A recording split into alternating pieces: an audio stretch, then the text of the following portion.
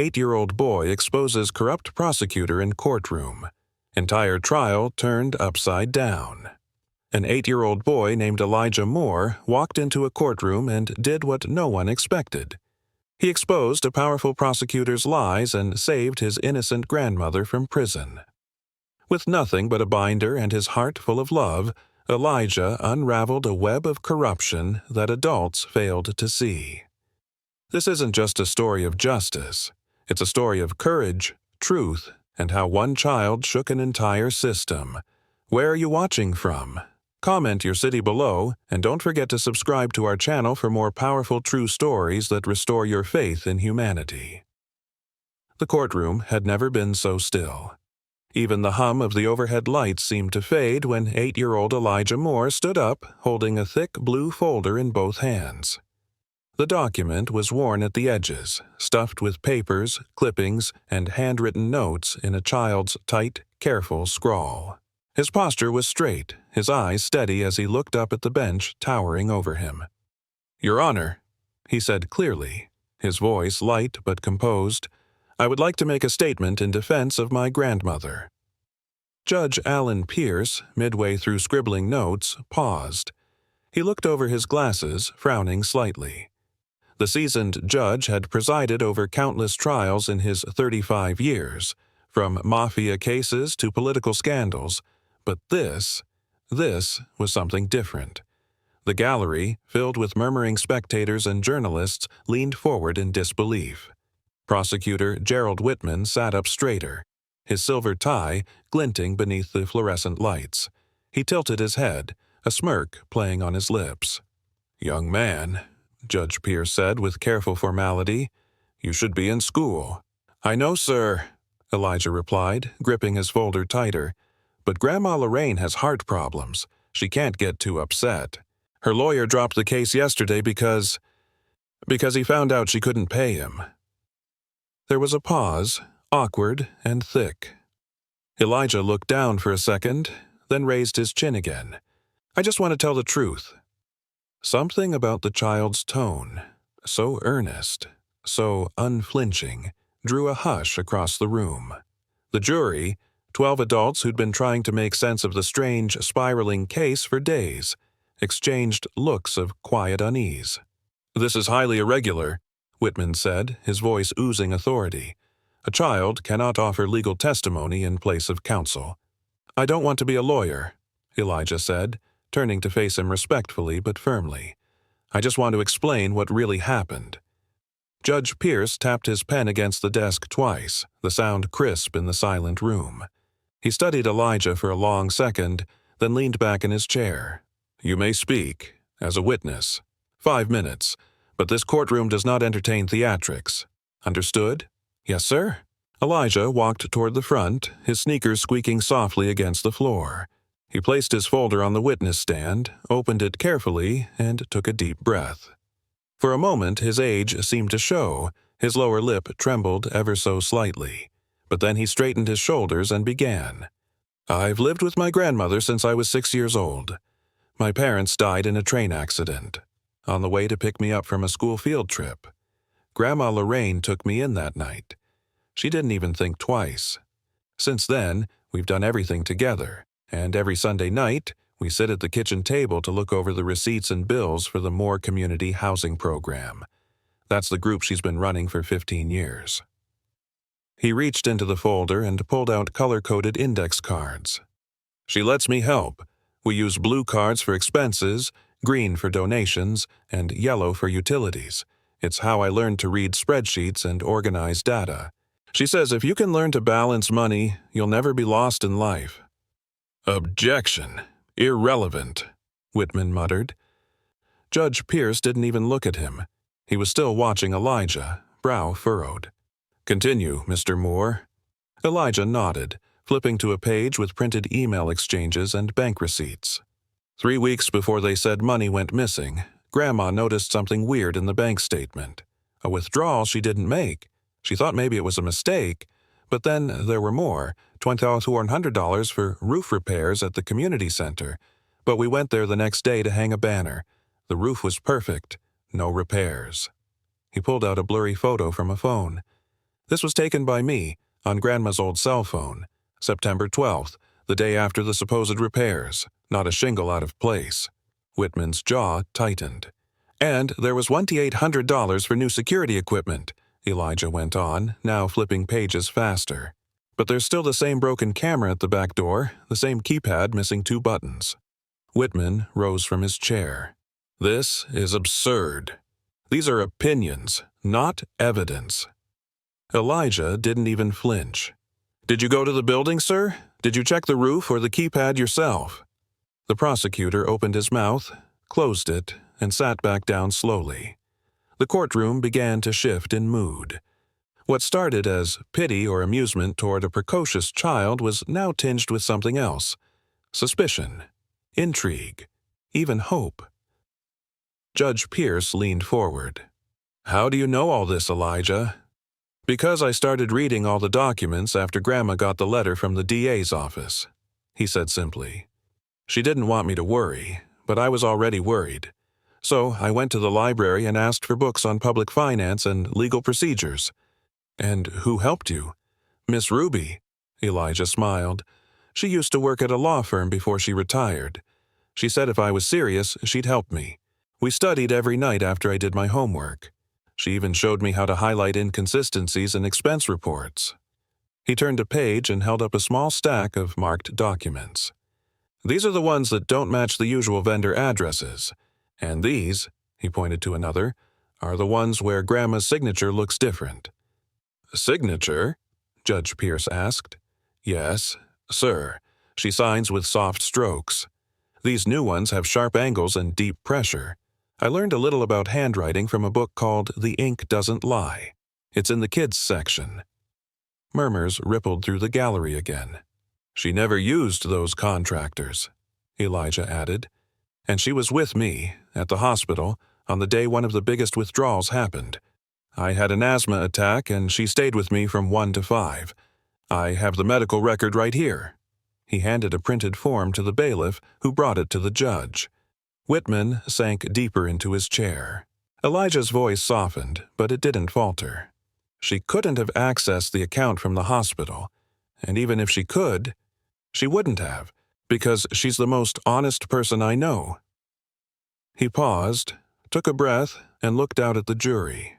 She reads me stories from legal books because she says words matter. She says even if the world looks at you like you're small, you're not. Not when you know the rules. Not when you have the truth. Judge Pierce swallowed. The courtroom had gone silent again, but this time it wasn't out of shock. It was reverence. Mr. Moore, he said finally, your 5 minutes are up, but I'll allow you to stay at the witness stand for now. Elijah gave a small nod and carefully closed his folder.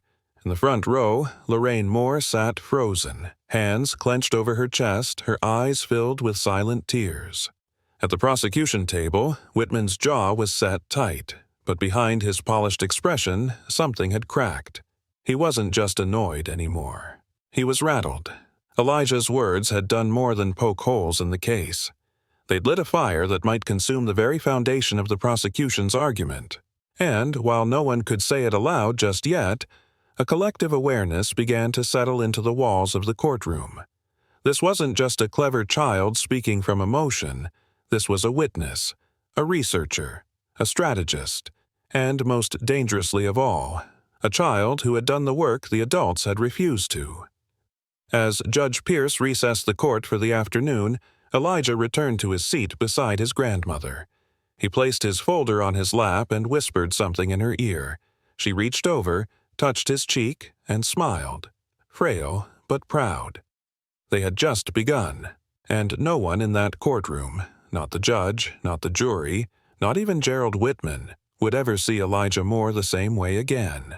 As the courtroom cleared out for recess, Elijah remained seated beside his grandmother, his small fingers carefully realigning the pages in his folder. Lorraine didn't say a word. She just looked at him, her eyes brimming with pride and disbelief. No adult had ever stood up for her the way Elijah just had. Not in the community meetings, not in the public accusations, and certainly not in court. Yet here he was.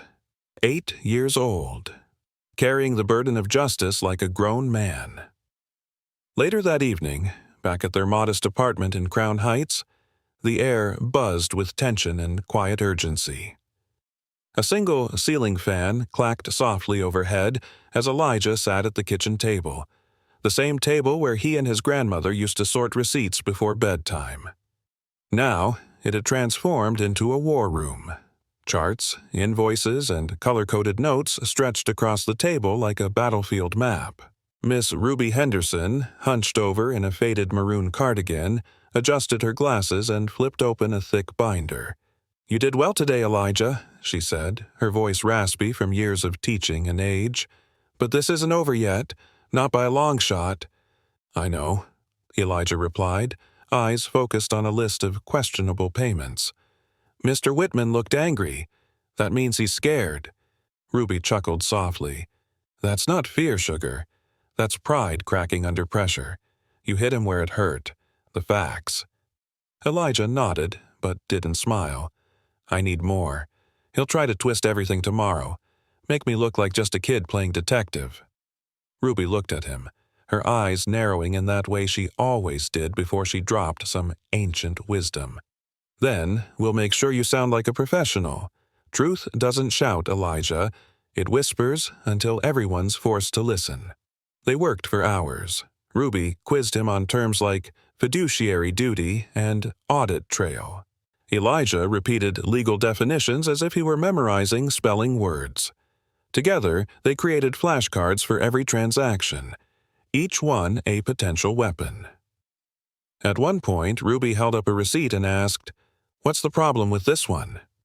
"It's dated September 17th, Elijah answered, "but it uses a contractor that's been inactive since July. I checked the business license database. It was revoked 2 months earlier." Ruby grinned, sharp as a blade. Elijah looked up at her then, his expression softening. "Why are you helping me?" Ruby leaned back, stretching her aching spine. "Because I've seen this play out too many times. They count on people like your grandmother not having anyone smart or loud enough to fight back. But you, my boy, you might be small, but you're not invisible."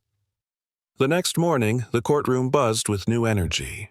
Word had spread, and even people who had no connection to the case had come just to see the kid who'd stood up to a prosecutor. Reporters huddled at the back, whispering and jotting notes. Judge Pierce looked more alert, his gavel resting in his hand instead of forgotten to the side. Elijah walked up to the stand again, this time invited.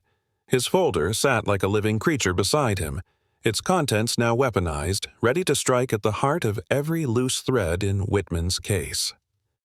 "Mr. Moore," Judge Pierce began, "you may continue where you left off yesterday, but I remind you to keep your statements relevant and respectful." "Yes, sir," Elijah answered. "Today, I want to talk about patterns." He flipped open a new page, handwritten graphs showing the frequency and destination of the withdrawals from the community account. Every suspicious withdrawal happened on either a Wednesday or a Friday. That's not when Grandma usually does her work. She has church on Wednesdays, and Fridays she volunteers at the food pantry. "Objection!" Whitman snapped, standing. "This is speculative. A child's calendar observation hardly constitutes factual evidence." Judge Pierce didn't even blink. "Overruled. Continue." Elijah pointed to a highlighted section. "September 18th, $1,800 to a company called Northern Bay Security. I checked. Their address is a UPS mailbox in the Bronx. They don't exist." He handed the proof to the bailiff, who delivered it to the judge. Whitman's lips tightened, but he said nothing. "On September 25th, Elijah continued, there's a $3,200 charge for outside legal consultation. But Grandma never hired outside counsel. She's always worked with friends from her church, lawyers who volunteer pro bono." "Can you prove that?" Whitman asked coldly. "Yes." Elijah didn't hesitate. "Miss Ruby is one of them. And I have an email thread between her and Grandma about the case, dated before the charges were filed. There's no mention of any outside legal help. It's always been Miss Ruby." Judge Pierce reviewed the documents, his brow furrowed. And the signatures? Elijah nodded and pulled out a laminated sheet. I made this comparison chart. Grandma's real signature curves slightly on the L and R, but these ones? He pointed to the forged signatures. They're rushed. The pressure's heavier. No personal flair. I asked the library for books on handwriting analysis. I even traced them onto carbon paper. Objection! This is not admissible expert testimony, Whitman shouted, rising again. Do you have expert testimony that says they are real? Elijah shot back. The courtroom held its breath. Whitman paused, caught off guard. We haven't. Not yet. Then I'd like to request that you don't call my work invalid unless you can prove yours is correct, Elijah replied, voice even. A ripple of quiet applause started in the back of the gallery before Judge Pierce banged his gavel. Order! This is a court of law, not a debate club. But his eyes betrayed a faint glimmer of something more. Approval. Elijah wasn't just poking holes anymore. He was excavating a system built on assumption, revealing it brick by crumbling brick. Each time Whitman objected, Elijah had a counterpoint. Each rebuttal was built not on emotion, but on careful, well-researched documentation. He wasn't just a boy defending his grandmother anymore. He was leading an investigation the prosecution had failed to conduct. During a short break, Elijah sat outside the courtroom steps with Ruby. He took a deep breath, looked up at the gray clouds overhead. He's going to come harder tomorrow, Elijah whispered. Let him, Ruby said. You've already made him sweat. Now we make him slip. That night, Elijah went back to the library. He combed through financial databases, digging deeper into each vendor's profile. He wasn't just looking for inconsistencies anymore. He was looking for a pattern of laundering, something that would show deliberate deception. At 10 p.m., he found it. 3 of the shell companies tied to the fake invoices shared a common accountant, Gerald Whitman's brother-in-law. Elijah's heart pounded. He printed the documents, filed them in a red envelope, and labeled it Possible Conflict of Interest. The next day, when court resumed, Elijah didn't open with a statement. He opened with a question. Dr. Whitman, did you ever have business relationships with any of the vendors who submitted invoices to the Moore Housing Program? Whitman stood, stunned. I'm not on trial here. No, but you are the one accusing an innocent woman, Elijah said. And as you said yourself yesterday, credibility matters. The room erupted in gasps. Whitman looked to the judge for help. Judge Pierce raised his hands. Answer the question, counselor. Whitman's throat moved as he swallowed hard. No, not to my knowledge. Elijah walked to the bench, handed over the red envelope. This is a vendor registry report from the Department of Finance. 3 companies involved in the charges against my grandmother list the same accounting firm, Whitman Financial Services, owned by your brother-in-law. Silence dropped like a curtain. Judge Pierce reviewed the papers, his eyes narrowing with every turn of the page. Counselor, how do you explain this? Whitman opened his mouth, but no sound came out. For the first time, the jury wasn't just listening. They were believing. Elijah returned to his seat beside Lorraine and whispered, We're not done. Not yet, but we're getting close. And, somewhere deep inside Gerald Whitman's carefully constructed fortress of arrogance and control, a foundation had begun to crack.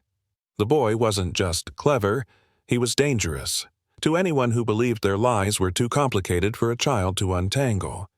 Because Elijah Moore didn't just want to prove Grandma Lorraine's innocence. He wanted to prove the system wrong for thinking no one would dare. The rain began just as the court reconvened, soft at first, then steady, tapping against the tall windows of the courthouse like an urgent rhythm no one could ignore. Elijah sat on the witness stand, his blue folder open in front of him, each page meticulously prepared. His grandmother, Lorraine, sat behind him, hands folded tightly in her lap, her gaze never leaving the back of her grandson's head. There was a hush in the air, not the kind that asked for silence, but the kind that held its breath. Elijah adjusted his seat and looked up at Judge Pierce, who nodded once, almost imperceptibly. The boy turned to face the jury, his eyes calm and focused. "Yesterday," he began, "I told you that the money didn't just go missing, it was moved. And today, I'm going to show you how." He pulled out a page. "An expense record for September 12th. This receipt says $2,500 was spent on emergency roof repairs at the community center. But the next day, Grandma took me there. We were hanging decorations for the literacy fair. And this," he held up a photo, "was taken that morning. The roof wasn't just untouched. It hadn't seen a repair crew in months. No footprints, no shingles replaced, no scaffolding, nothing." Elijah passed the photo to the bailiff, who handed it to the judge. The jury leaned in as it circulated. A few members squinted, whispering among themselves. "But that's just one transaction," Elijah said. "Let's look at the next one." He flipped the page and pointed to another expense, $1,800 for security upgrades. "The report says this was for new surveillance equipment at the community center. But those cameras? Still broken. The keypad at the back door hasn't worked in over a year. I checked. I took pictures. And more than that." Elijah glanced briefly toward Whitman before continuing. "I called the vendor listed in the invoice. They don't answer because they don't exist." "Objection," Whitman said, standing. "We can't take the testimony of a minor about corporate legitimacy. That requires verification." "Then why didn't your office do it?" Elijah asked, his voice calm. Whitman blinked, caught in the directness of the challenge. "Because the financial trail led to Lorraine Moore, not the vendors." "But the vendors are where the money went," Elijah responded. "Shouldn't that matter?" A murmur passed through the gallery. Judge Pierce held up his hand. "Sustained. Mr. Whitman, you will have your opportunity to respond. Mr. Moore, continue." Elijah nodded and pulled another page from his folder. "September 25th, $3,200 paid to a law firm for outside counsel. But Grandma didn't hire any outside counsel. She handled all legal matters with help from Miss Ruby, and that was always free." "Do you have documentation to support that?" Judge Pierce asked. "Yes, Your Honor. I printed emails between my grandmother and Miss Ruby. Also, a note she left in her planner, Talk to Ruby, re. Community Bylaws, dated 3 days before the expense was filed." He handed the documents to the bailiff. "Now, these might seem like small things," Elijah said, walking slowly toward the front of the courtroom, "but small things add up. Little lies turn into big ones when no one checks. And all of this was supposed to be my grandma's fault?" His voice didn't waver, but something in it sharpened. Less childlike now, more surgical. "I also brought my grandma's medical record," Elijah continued. "On the day that $2,500 was withdrawn, she was with me. I had an asthma attack and she took me to the emergency room. We were there from 1 o'clock to 5 o'clock p.m. He held up the official form, signed by the attending physician. She couldn't have authorized that transaction. She didn't even have her phone on her, and the account requires two-factor authentication. She never received a confirmation. A ripple of surprise went through the courtroom. Whitman shifted in his seat, checking something in his binder with uncharacteristic speed. "And one more thing," Elijah added. "I asked the security company who maintains the office building where the Moore housing program is based. Mr. Whitman said the cameras weren't working that day." He paused, lifting his gaze to meet the prosecutor's. "But that's not true." There was a sharp inhale somewhere in the gallery. "I spoke with the security company last week. The cameras were online, fully operational. They offered to give me the footage for free, just to help clear my grandma's name." He held up a printed screenshot from an email, the company's logo clearly visible. "Objection," Whitman said, his voice rising. "This is outside the scope of a minor witness. None of this was included in the discovery phase." Judge Pierce looked over the email. "Counselor, did your office subpoena the security footage?" Whitman hesitated. It was considered low priority, Your Honor." "I see," the judge replied coolly, returning his gaze to Elijah. "Proceed." Elijah stepped back, steadying himself. "When I asked the company for the video footage, they said it was still archived. But I wanted to be careful, so I didn't take it. I thought the court should do that officially." The judge nodded. "We'll issue that order today." Whitman's face had drained of color. Elijah turned toward the jury now, slowly. "I know I'm young, and maybe you think I'm just saying what someone told me to say. But I learned all this myself. I read the law books, I checked the databases, I asked questions. I did everything I could to understand how the truth works." He reached into his folder and pulled out one last document. "But there's something else. All of these payments, they were signed by my grandma.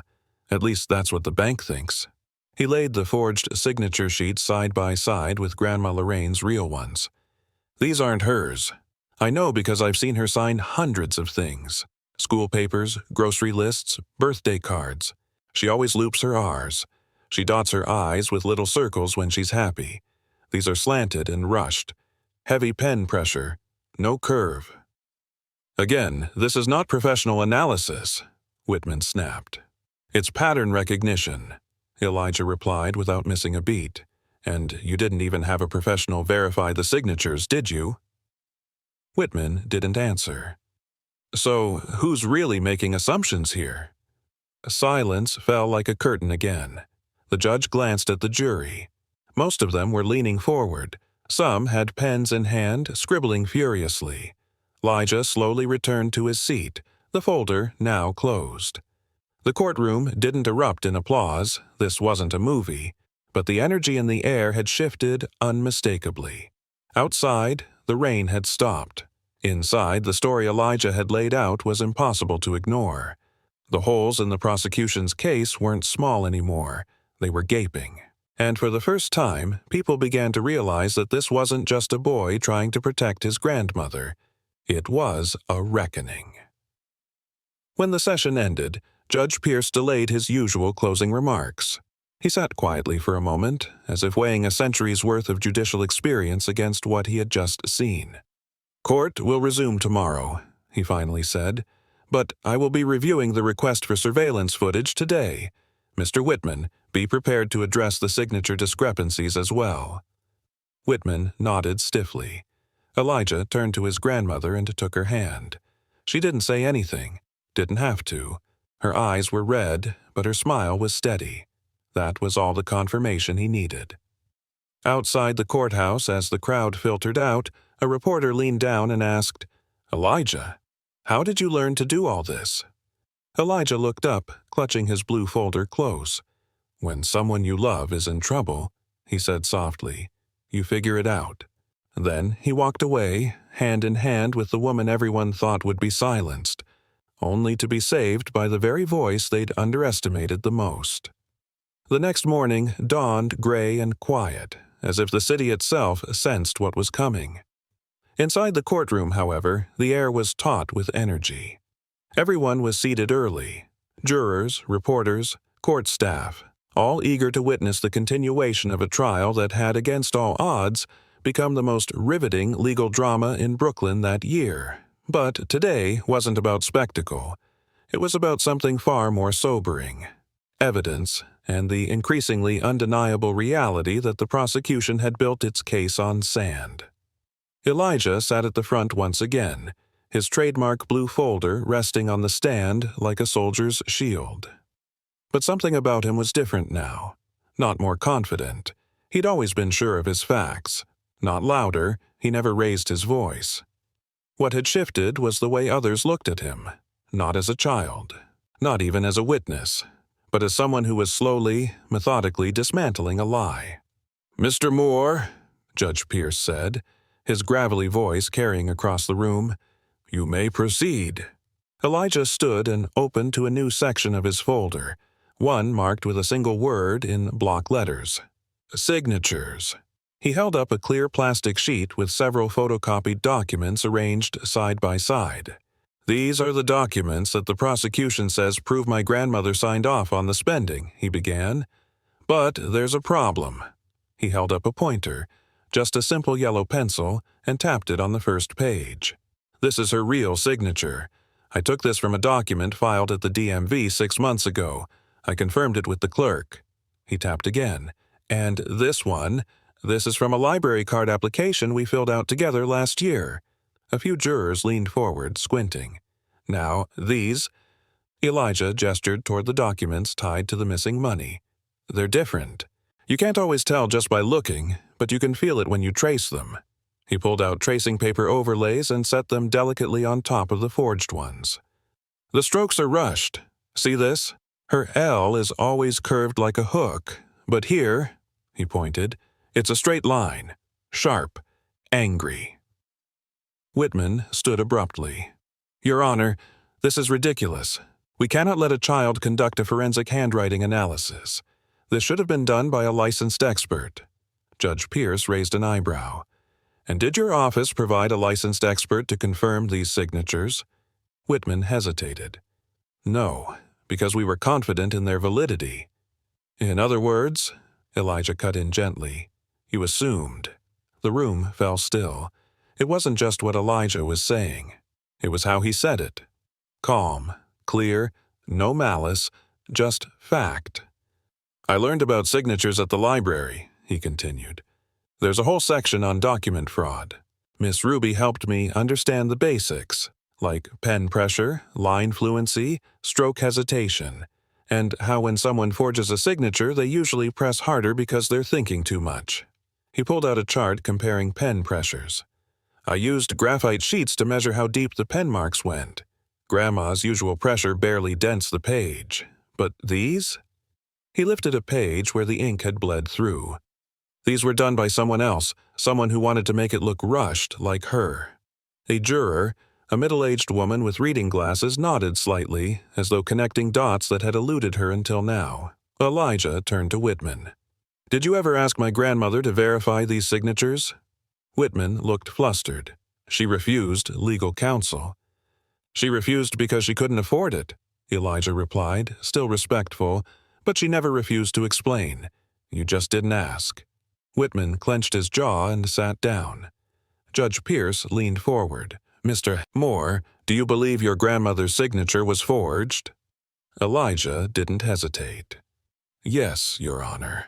I believe someone used her name because they knew no one would question an old woman handling public funds. They counted on her being quiet, invisible. He placed his palms on the folder. But she's not invisible. And I'm not either. A murmur passed through the courtroom. Not loud, just a ripple, like something shifting below the surface. Let's move to the vendors, Elijah said, turning another page. I found that the same person signed off on the payments for Northern Bay Security and Allen Brothers Roofing. Different names, different companies, but the handwriting matches. He held up 2 documents and pointed. The same capital A with a tail. The same misspelling in consulting.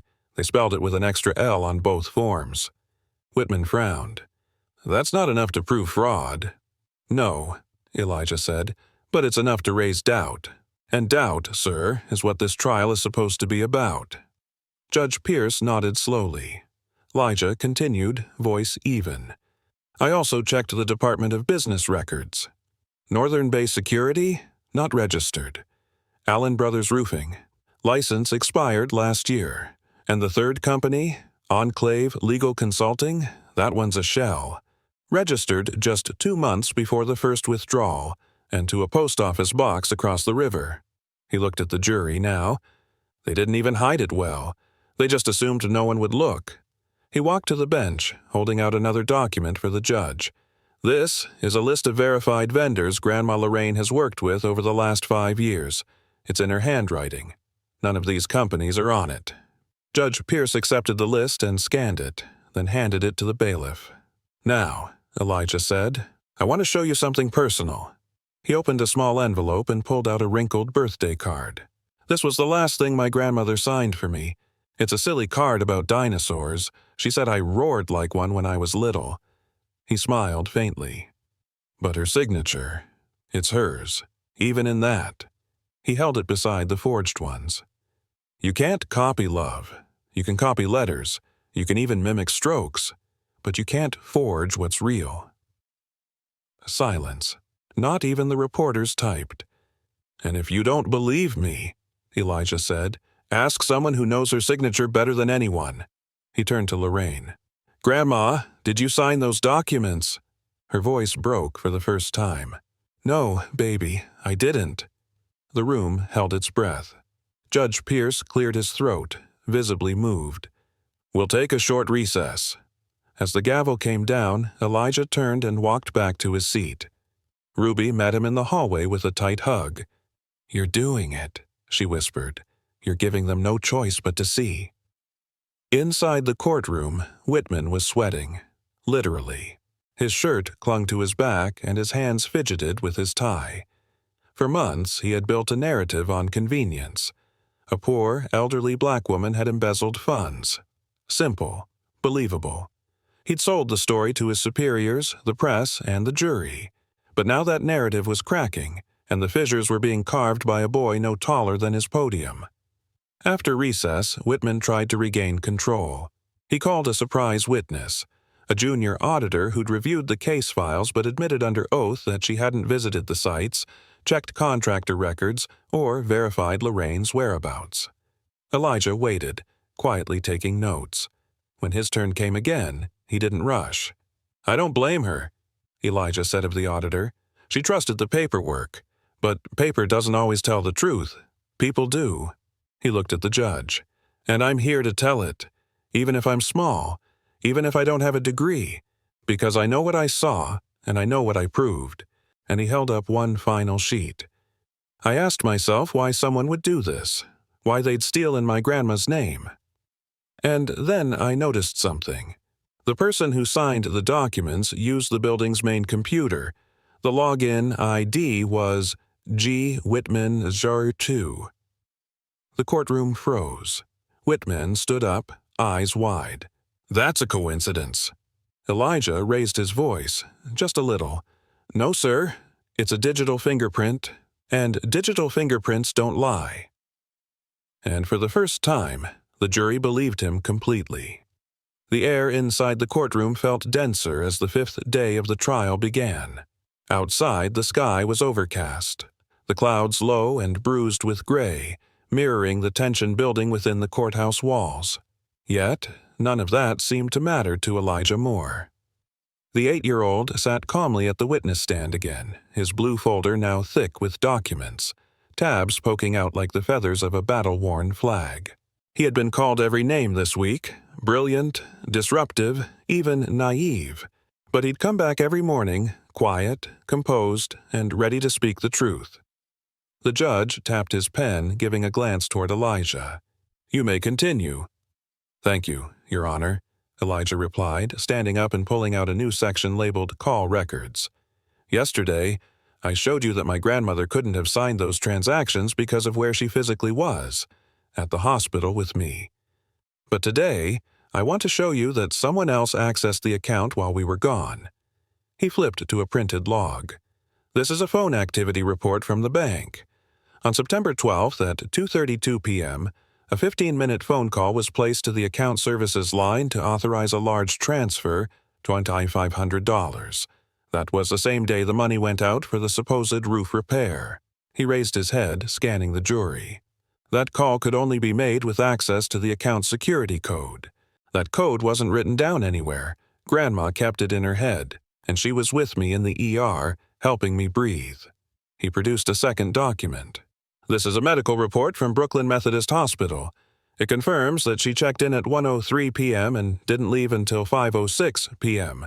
I had an asthma attack that day. She held my hand the entire time. Ask any nurse there."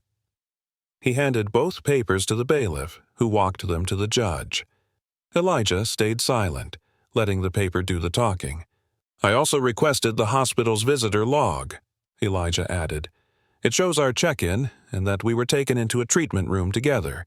Grandma never left my side, so if she didn't make that call, who did?" That question hovered in the courtroom like smoke. Elijah continued, voice unwavering. "I've looked at every transaction related to the missing funds, dozens of them.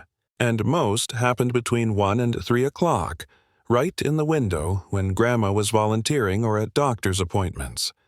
They were carefully chosen to match times when she wasn't near a computer or phone.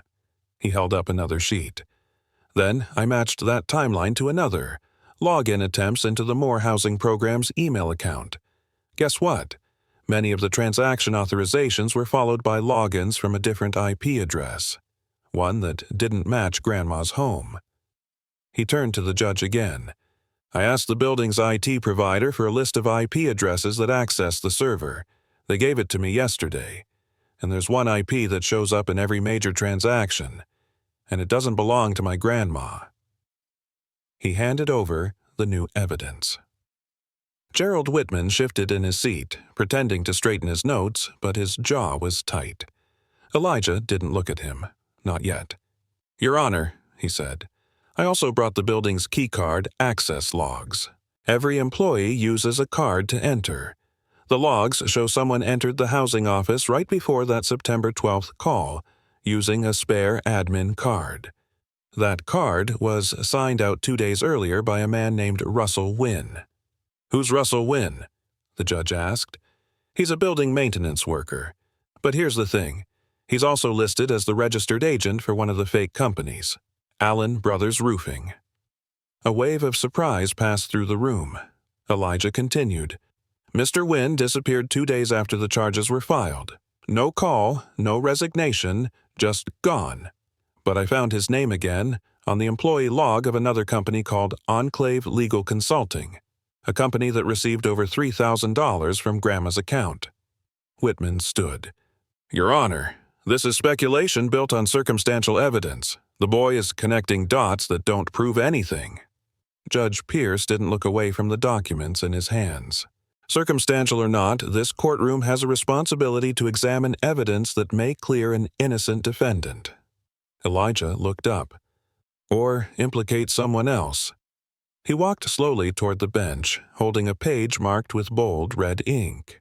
This is a copy of the original authorization form filed for the Enclave account. It lists a secondary contact. That contact is a personal Gmail address, one that I found linked to an online resume for someone named G. Whitman. Whitman's face flushed instantly. I also found social media accounts tied to the same email, Elijah said. Posts from 5 years ago showing a man named Gerald Whitman promoting housing equity programs, the same ones he's now prosecuting for fraud. The courtroom was quiet enough to hear the whir of the ceiling fans. And here's the kicker, Elijah said, holding up one last document. Bank records show that 3 days after my grandma was charged, a payment of $25,000 was made from Enclave Legal Consulting to a personal bank account ending in 7391. He looked directly at the prosecutor now. That account belongs to you, Dr. Whitman. Whitman jumped to his feet. This is outrageous. I demand to know the source of that information. I got it from public financial disclosures. Elijah interrupted calmly. Miss Ruby taught me how. You own 2 accounts, one in your name, one in a trust. The trust received the payment. I want this entire testimony struck from the record, Whitman barked, his voice cracking. On what grounds? Elijah asked, still standing firm. That I did your job for you? The judge banged his gavel. Order! But no one was listening to the gavel anymore. Judge Pierce sighed and removed his glasses. Mr. Whitman, we will be reviewing this financial link in detail. In the meantime, you are to remain silent until further notice. Whitman sat slowly, looking hollow. Elijah turned back toward the jury, letting his arms fall to his sides. The room was still. There was no need for more words. The facts, laid bare, were enough. After a long pause, Judge Pierce cleared his throat. Mr. Moore, please return to your seat. You've presented enough for today. Elijah nodded and walked back to his grandmother. She reached for his hand, squeezing it tight. Tears lined her cheeks but never fell. Thank you, she whispered, for believing in me even when the whole world didn't. Elijah looked at her, voice low. You believed in me first. As court adjourned, the gallery stood in stunned silence. No one clapped. No one cheered. It was as if the entire room had just realized they'd witnessed something irreversible. A shift in truth. A young boy who not only defended his grandmother but unearthed a deeper rot no one wanted to see. Outside, the clouds had finally broken. A shaft of late-afternoon sunlight streamed through the courthouse windows, casting a golden hue on the bench, the jury, and the boy who had just done the impossible. Elijah Moore didn't need a law degree. He already understood what most lawyers forget. Justice doesn't belong to the loudest voice. It belongs to the one who refuses to stop searching for the truth. The next morning, the atmosphere in the courtroom was unlike anything Judge Pierce had experienced in over 3 decades on the bench. There was a strange stillness, not of apathy, but of anticipation, as if every breath in the room waited for what Elijah Moore would do next. The boy, who had stunned a courtroom full of adults with his poise, precision, and piercing logic, was now feared, not because of his age, but because of the truth he wielded like a blade. Elijah sat at the witness stand. His blue folder thinned slightly now, but only because its sharpest arrows had already been fired. What remained was not less important. On the contrary, it was the kind of evidence that could collapse not only a prosecution, but an entire system that had failed to ask the right questions. He looked to the judge and nodded slightly. Judge Pierce returned the gesture. The floor was his again. "I'd like to talk about the transactions one more time," Elijah began, flipping open a fresh page. But this time, not just about the money that went missing, but about the pattern in how it disappeared. He pulled out a printed spreadsheet with highlights and annotations. Each major withdrawal was followed by another one, smaller, quieter, like someone was covering their tracks. For example, the $2,500 for roof repairs on September 12th. There was another withdrawal the next day, $300. It was listed as a logistics fee. He raised his eyes. "But there's no record of any service delivered for that. No invoice, no vendor. It's just gone." He turned another page. Same thing happened on September 18th. $1,800 for security upgrades, and then, the next day, a $250 consulting fee. Again, no documentation. "Do you know what that means, Elijah?" Judge Pierce asked, leaning forward. "I believe it means someone was siphoning small amounts after the big ones to make the trail harder to follow," Elijah said. "Because big thefts get noticed. But small inconsistencies, they get buried in paperwork." He handed the spreadsheet to the bailiff, who passed it to the judge and the jury. "But it gets stranger," Elijah continued, "because all the payments, big and small, had one thing in common. They were all approved with credentials that tied back to a specific device login ID, GBBOSHU. He looked toward the prosecution table, where Gerald Whitman sat motionless. His jaw locked. That ID was registered on the building's network during office hours, not overnight, not on weekends, during times when the staff was present. But Grandma Lorraine wasn't using that login. She always used LM71, and she always signed off every time she used the terminal. "Mr. Whitman," Elijah said calmly, "do you recall telling this court that the investigation confirmed all logins were secure and properly attributed?" Whitman said nothing. Elijah nodded, as if the silence were enough. "I checked the access log with Miss Ruby's help. The GBBOSHU login accessed the admin account 16 times between August and September. It was used to authorize all the suspicious transactions." Judge Pierce narrowed his eyes. "Who had access to that credential?" Whitman shifted in his seat. Elijah answered for him. The IT department confirmed that credential was originally created for training purposes. It was supposed to be deleted. But someone reactivated it and used it without triggering the usual security alerts. He pulled out a page with a signature and date, a request to reinstate the admin credential, signed by none other than Gerald Whitman. This form shows he requested that access himself, 4 days before the first transaction went through. The courtroom didn't gasp this time. It was past that. Instead, everyone sat still, frozen, as if afraid to move too soon and miss something world-shifting. Judge Pierce turned to Whitman. "Mr. Whitman, is this your signature?" Whitman's lips parted, but no sound came out. He looked down, jaw twitching, then said in a low voice, I don't recall."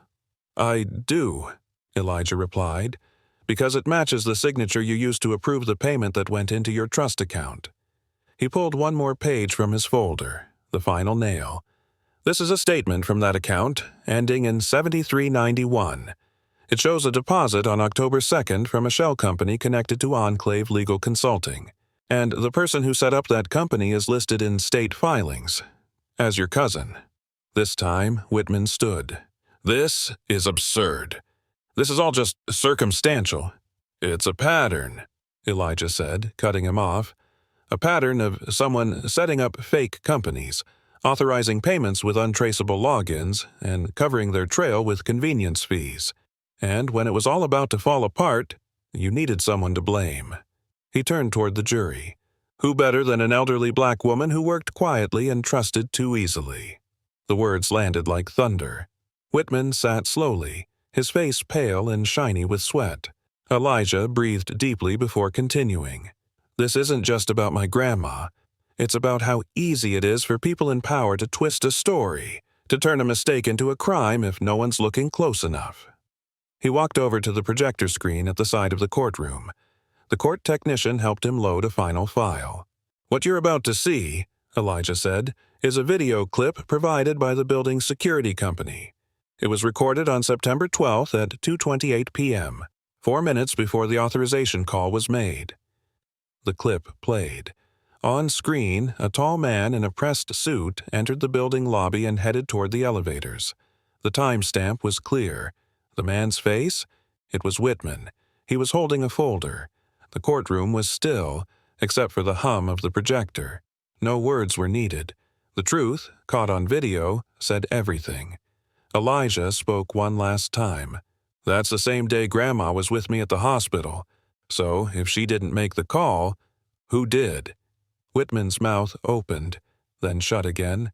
He slumped forward, pressing his hand against his forehead, as if trying to block the light now flooding in.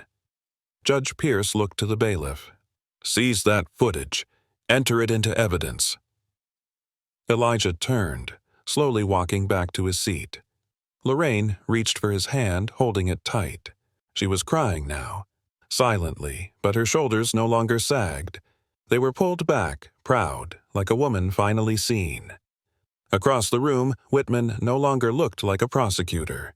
He looked like a man exposed, a man who had built a lie with polished hands and fancy words, only to have it unraveled by a boy who never once raised his voice. Judge Pierce turned to the jury. "We'll adjourn for today. I will issue instructions regarding this new evidence tomorrow." As the room emptied, people didn't chatter or rush. They moved slowly, deliberately, as if stepping away from sacred ground. Something had shifted, not just in the trial, but in the very air of the justice system. It wasn't just a case anymore. It was a reckoning.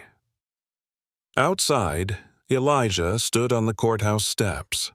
Reporters waited, cameras poised, questions queued, but he ignored them all. He looked up at the sky, now pierced with sunlight. "You did it," Lorraine whispered, coming beside him. Elijah shook his head. "No, we did it."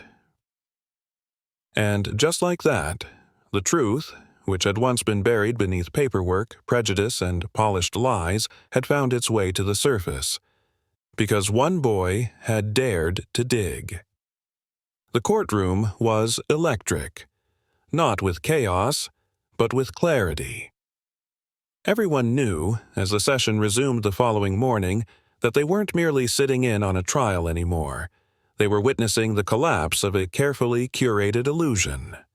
The people in the gallery no longer glanced at Elijah Moore with polite curiosity. They looked at him the way one might look at a surgeon mid-operation, each word he spoke as precise and vital as a scalpel's cut. Judge Pierce entered with less of his usual formality. He wore the same robes, the same serious expression, but there was a weight behind his eyes now, an awareness that the child before him had changed the very temperature of the courtroom. Whitman, on the other hand, looked like a man walking a tightrope that had already begun to fray. Elijah stood quietly at the front, his blue folder looking lean now, its once thick body of research having been poured into the record across the past 6 days.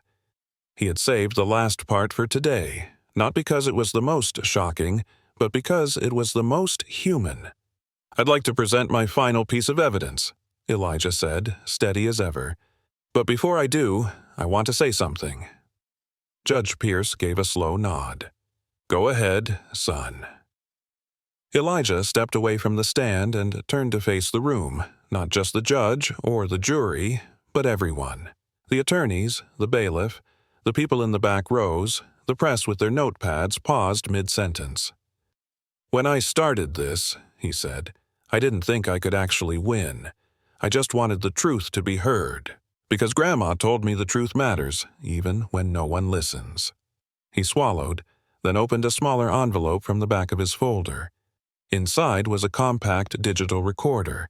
This, he said, was recorded on a public line, the housing office's main phone, which has a message at the start of every call saying conversations may be recorded. He turned to the judge. "I asked the security company if they archive any internal calls from their security desk. They said yes. So I filed a public information request, with Miss Ruby's help, and I got this." He pressed play. The room filled with static for a moment, then a familiar voice came through, sharp, clipped, unmistakably that of Gerald Whitman. "Tony, I need this case closed. The old woman's on welfare. No one's going to rally for her. Just push it through before the press asks questions. I can't have my numbers dipping with the AG watching. Make it stick, whether she's guilty or not." There was a sharp intake of breath across the courtroom. The recording continued. "What if someone digs deeper? Who's gonna dig? Some poor woman with no lawyer? Her grandson? Don't make me laugh." The click of the call ending was like the slamming of a vault door. Whitman's hands trembled in his lap. The courtroom was frozen, eyes bouncing between him and the boy who had just unraveled his career with the push of a button. "I didn't get this by breaking in," Elijah said, his voice lower now. "I followed the process. I did the paperwork. I waited the 10 days. I did it legally." Judge Pierce gestured for the bailiff to collect the recorder. "This will be submitted into evidence. Thank you, Mr. Moore." Elijah nodded. "And I'm not finished." A ripple moved through the room. Elijah walked to the stand and pulled one final document from his folder. 3 days after the charge was filed against my grandmother, a $25,000 deposit was made into Dr. Whitman's trust account. The source? A company called Metro Equities. He passed the statement to the bailiff, then faced the jury. "That company received 3 payments from the housing program in less than a month. They never delivered any services. They don't even have a website." He let the silence sink in before asking, "Does it seem like a coincidence that a company receiving public housing funds is also paying the man prosecuting the woman in charge of those funds?" No one responded. The answer was already in the air. "But I didn't come here to ruin someone," Elijah said. "I came to protect someone." He turned toward Lorraine, whose hands trembled in her lap, her chin held high despite the tears glistening in her eyes. For 15 years, she helped families find homes. She never took a paycheck. She never asked for thanks. She just did what she thought was right. And when someone tried to silence her, I remembered what she always said. You don't have to be big to be brave. You just have to show up when it counts. Judge Pierce removed his glasses, rubbing the bridge of his nose. "Mr. Moore," he said slowly, "you've done more than present a defense. You've exposed misconduct, negligence, and potentially criminal activity. I have no further questions for you." Whitman stood suddenly, desperate now. "Your Honor, I move to—" "Sit down, Dr. Whitman," Judge Pierce said, his voice cold for the first time. You can't let a child— I said sit down." The words hit like a gavel strike. Whitman collapsed back into his chair. Elijah returned to his seat beside Lorraine and took her hand. A few minutes later, Judge Pierce cleared his throat again, addressing the courtroom. In light of the evidence presented, including financial records, digital access logs, witness testimony, and recorded conversations, he said, I am dismissing all charges against Lorraine Moore, effective immediately. Furthermore, I am submitting this case for federal investigation under prosecutorial misconduct and fraud. The words didn't just end a trial. They shattered a false narrative and built a new truth in its place. The courtroom erupted, not in cheers, but in stunned, reverent applause. A few jurors wiped their eyes. Reporters scrambled to rewrite their stories. The gallery stood not for drama, but because they understood they had seen something rare and irrefutable. Justice. As Whitman was escorted out by security, Elijah remained seated, his grandmother clinging to his hand like it was the only anchor in a world that had finally turned right. Outside, reporters waited on the steps, flashes bursting like fireworks. Elijah walked through them quietly, flanked by Lorraine and Miss Ruby. "Are you going to become a lawyer?" someone shouted. Elijah stopped and turned. "I don't know yet," he said, "but I know I'll always fight for what's right." One reporter raised her hand. "What's the biggest thing you learned through all this?" Elijah looked up at the clouds, now parting gently over the courthouse. "That even when people try to silence you," he said softly, "truth has a voice. You just have to be brave enough to use it." And with that, he walked down the courthouse steps, not as a boy who had won a trial, but as someone who had rewritten the meaning of courage, one document, one question, one undeniable truth at a time. 6 months had passed since the day Elijah Moore stood in a courtroom and changed the course of a legal system that had nearly buried his grandmother. In that time, the world had moved forward, but Elijah's story had refused to fade. What had begun as a desperate act of love by an 8-year-old boy had ignited something far bigger than he ever intended. A movement. On a bright spring morning, Elijah sat in the front row of the Brooklyn School of Law's Grand Lecture Hall. His feet didn't quite touch the floor, and the collar of his blazer was just a bit too big, but no one in the room noticed. The hall was packed with students, professors, and legal professionals from across the country. Many of them had studied the case of the People versus Lorraine Moore in their ethics modules. Some had even restructured their curriculum around it. But today, the subject of their lectures sat before them, alive, small, and very real. The dean of the school stepped up to the podium and cleared his throat. "It's not every day that we invite a guest speaker who isn't old enough to apply for a driver's license," he said, smiling warmly. "But today, we make an exception. For someone who reminded us that the law isn't just about what's written in books. It's about the courage to demand that it be followed." Polite applause rippled across the room as Elijah made his way to the stage. He adjusted the microphone, barely reaching it, until someone passed him a wooden crate to stand on. The crowd chuckled gently, but when Elijah looked up and began to speak, the laughter gave way to attentive silence. "I never thought I'd be speaking in a law school," he began. "Honestly, 6 months ago, I didn't even know what a trust account was." A few heads nodded in amused recognition. "I didn't set out to be a lawyer," Elijah continued. "I just wanted to protect my grandmother. I didn't know how deep the lies went, or that one question, one signature, could open a whole door full of things no one wanted to look at." He paused, scanning the crowd. "But I learned something. I learned that systems don't fail because they're broken. They fail because people stop questioning them. And sometimes, it takes someone unexpected to ask the right question at the right time." The room fell silent again, not from shock this time, but from respect. Since the trial, Elijah had been offered dozens of interviews, TV appearances, even a book deal his grandmother gently declined on his behalf. "He's still just a child," she told the press. "Let him be one." But today, she had agreed to let him speak, to let his words carry not just the story, but the message that grew from it.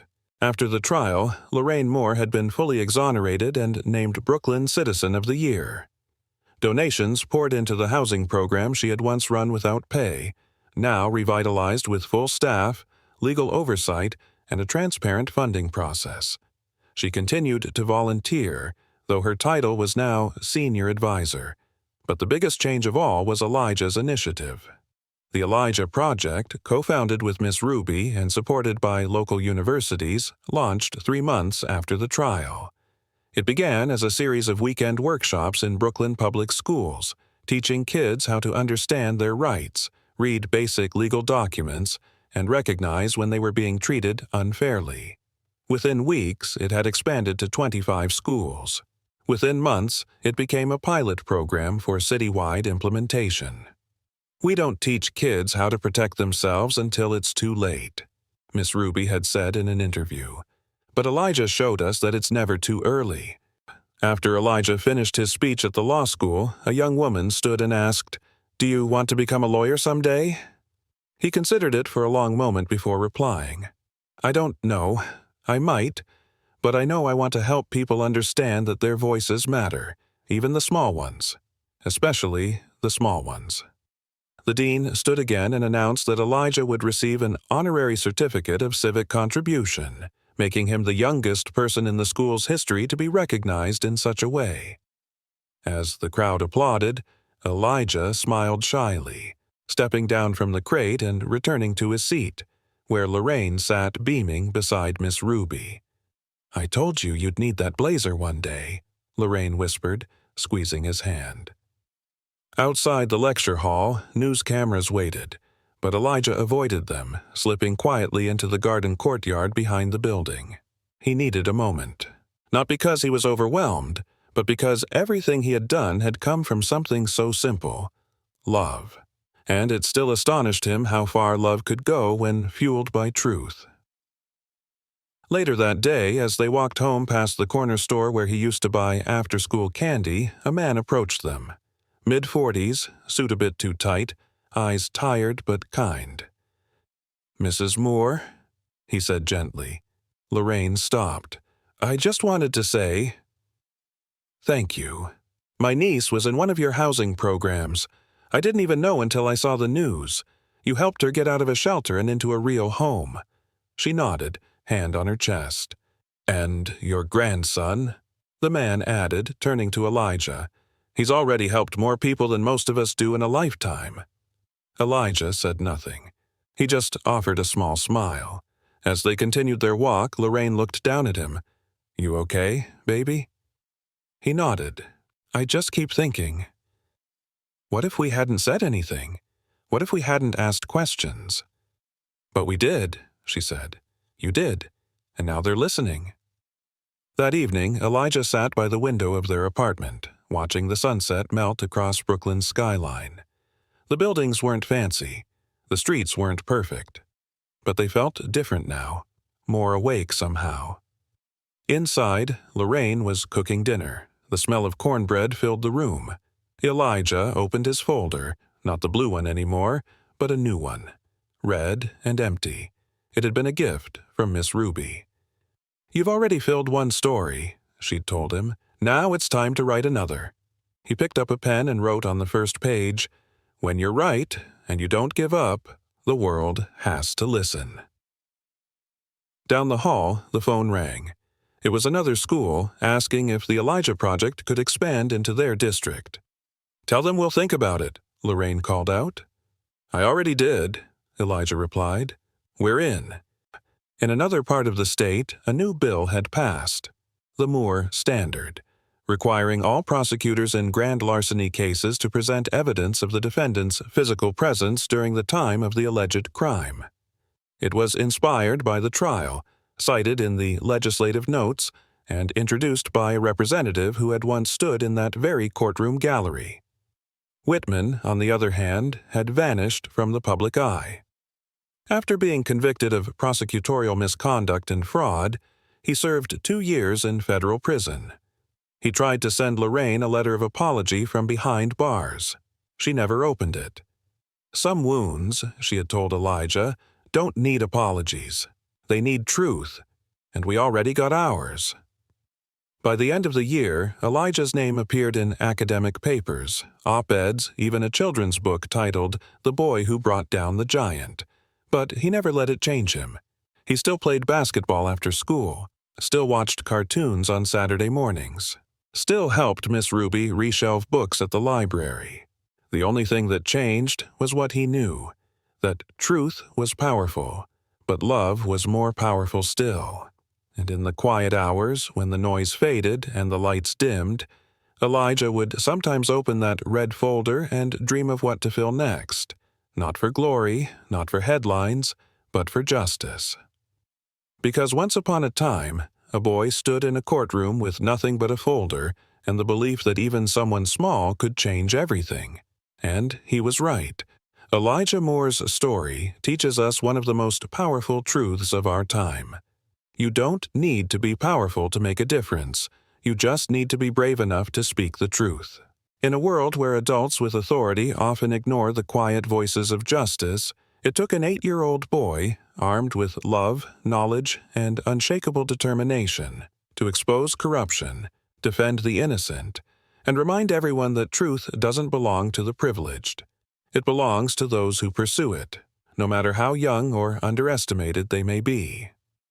Elijah didn't fight with anger or revenge. He fought with reason, dignity, and compassion. He didn't set out to ruin anyone. He set out to save someone he loved. And in doing so, he saved a whole community from a broken system. His story is not just about legal brilliance or courtroom drama. It's about standing up for what's right, even when the odds are stacked against you. It's about the incredible things that can happen when love meets courage, and when truth is louder than fear. So, if you're ever made to feel small or powerless, remember Elijah. Remember that even the smallest voice, when grounded in truth and love, can shake the tallest towers. Where are you watching from? Drop your city or country in the comments. We'd love to know. And don't forget to subscribe to our channel so you never miss another inspiring story that proves one person can change everything. Let's keep the spirit of justice alive, together.